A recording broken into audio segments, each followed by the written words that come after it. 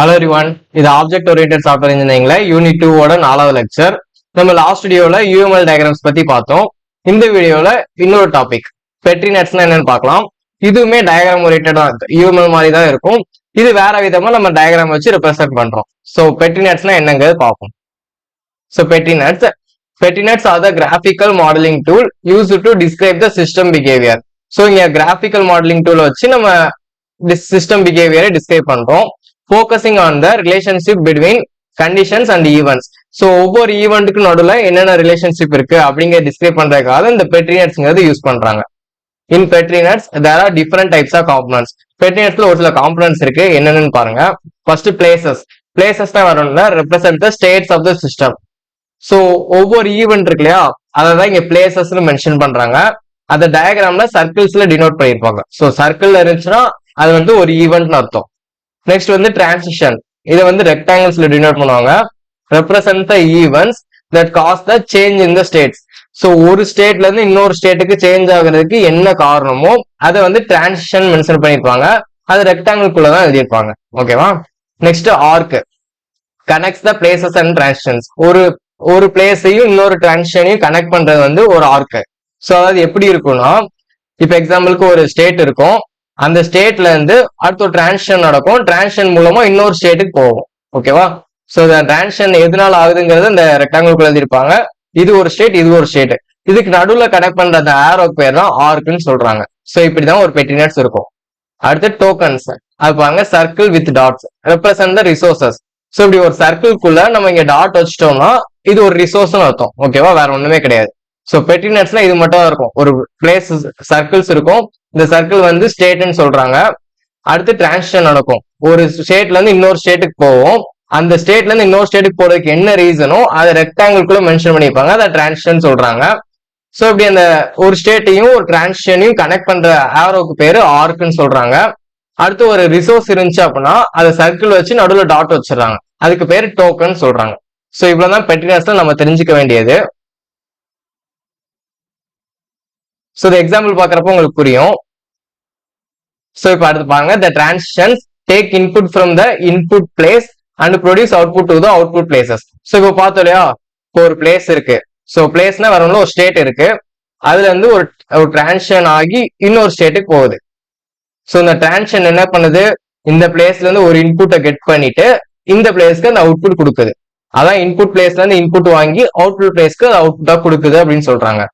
அது the states having dots are called petri tokens. நம்ம பார்த்ததான், இப்போ ஒரு ஸ்டேட்டுக்குள்ள நடுவுல டாட் இருந்துச்சுன்னா அதை டோக்கன் சொல்றாங்க. If there is a single dot inside the circle, ஒரு சர்க்கிள்குள்ள ஒரு டாட் மட்டும் இருந்துச்சுன்னா then it represents the one unit of a certain resource. So ஒரு ரிசோர்ஸ்ல ஒரு யூனிட் மட்டும் பிரசன்ட் ஆயிருக்குன்னு அர்த்தம். ஸோ இது மூலமா என்ன தெரியுது, ஒரு டாட் மட்டும் தான் இருக்குன்னு அவசியம் இல்லை.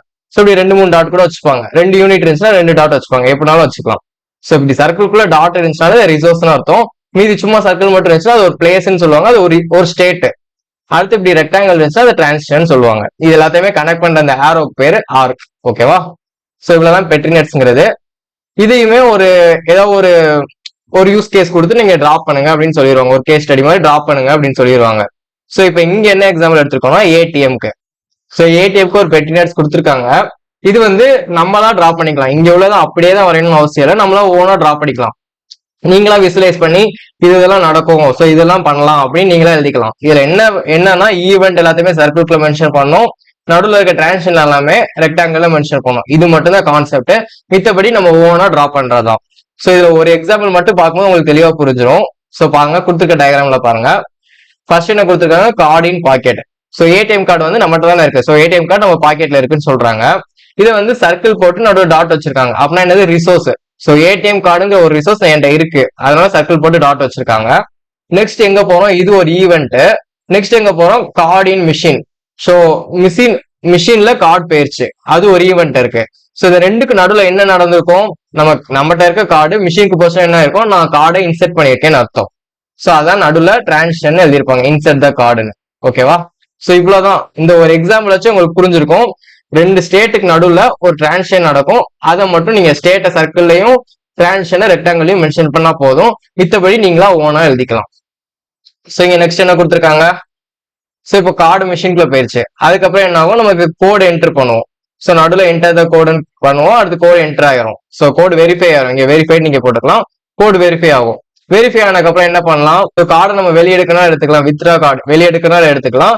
இல்ல நமக்கு அந்த ஏடிஎம் யூஸ் பண்றோம், அமௌண்ட் தேவைன்னா அமௌண்ட் எடுக்கிறது, வித்ரா பண்றது, இல்ல அமௌண்ட் இன்செர்ட் பண்றது, ஸோ இது மாதிரி நம்ம என்ன ஆப்ரேஷனாலும் நம்ம பண்ணிக்கலாம். ஸோ அதுக்காக பெட்டினஸ் டிரா பண்ணிக்கோங்க. இங்க கொஞ்சம் கன்ஃபியூஸ் ஆகிற மாதிரி இங்க கொடுத்துருப்பாங்க. ஸோ இதெல்லாம் பார்த்து கன்ஃபியூஸ் ஆகிக்காதீங்க, நம்மளா ஓனா டிரா பண்றதுதான். ஈவென்ட்ஸ் சர்க்கிளையும் நடுவில் நடக்கிற டிரான்சிஷனை ரெக்டாங்கிளையும் மென்ஷன் பண்ணா மட்டும் போதும். ஓகேவா? மித்தபடி எல்லாமே நம்மளா இமேஜின் பண்ணி டிரா பண்ணிக்கலாம். ஸோ இப்படிதான் ஒரு பெட்டினட்ஸை டிரா பண்ணணும். ஓகேவா? ஸோ இவ்வளவுதான் பெட்டினட்ஸ்ங்கிறது. ஈஸியா புரிஞ்சிருக்கும்னு நினைக்கிறேன். இந்த வீடியோ உங்களுக்கு யூஸ்ஃபுல்லா இருந்துச்சுன்னா உங்க ஃப்ரெண்ட்ஸ்க்கு ஷேர் பண்ணுங்க, நம்ம சேனலை சப்ஸ்கிரைப் பண்ணிக்கோங்க. நெக்ஸ்ட் வீடியோல பார்க்கலாம். தேங்க்யூ. ஜெய் ஹிந்த்.